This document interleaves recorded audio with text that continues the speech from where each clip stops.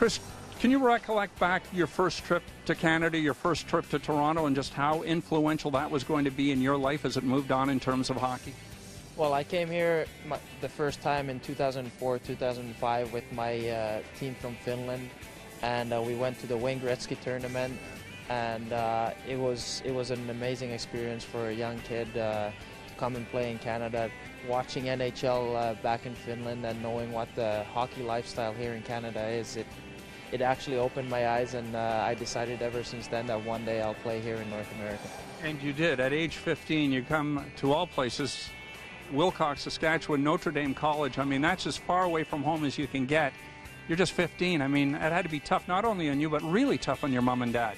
It was tough for them. They came with me over to Notre Dame to make sure that everything was good during the first week. But honestly, during the first month, I think I called my mom almost every day saying that, get me out of here.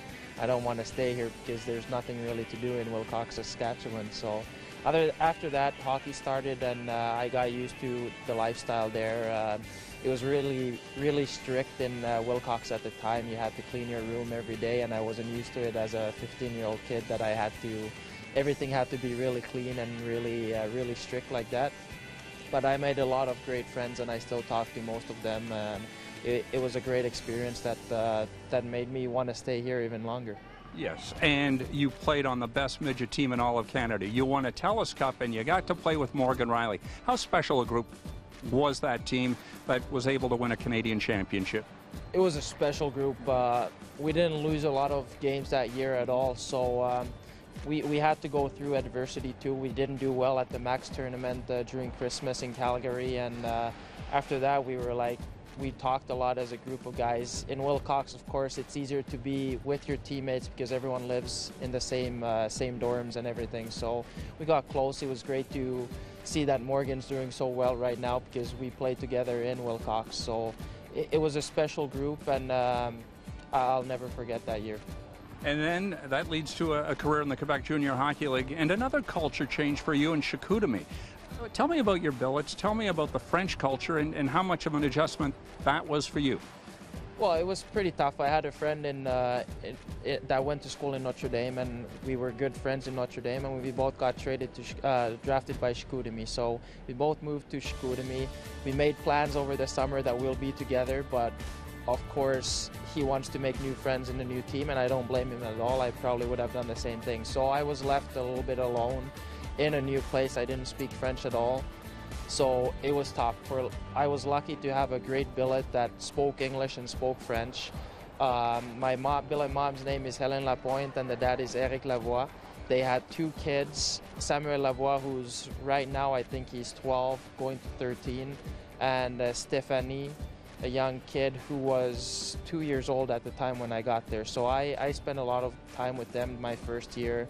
I talked with them every day. Some kids, when they go home at junior, they just walk down to the basement and go to their room. But I actually enjoyed spending time with the family, and that's how I learned French. I would talk to them in English, and they would talk to me in French, and then I would ask a lot of questions because I knew that in Chicoutimi nobody speaks English, so I had to learn French pretty quick. Am I correct in saying there are no boundaries anymore in hockey? And I look at you, your dad's from Britain, your mom's from Finland. There aren't many Gibsons in Finland, but you're certainly one of them.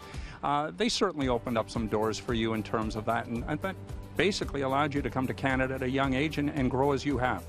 Yeah, of course. I love my family a lot, and I have a lot of respect for them that they let me leave at such a young age. I know that one day I'll have kids, and I don't know if I'll be able to do the same choice that they made. But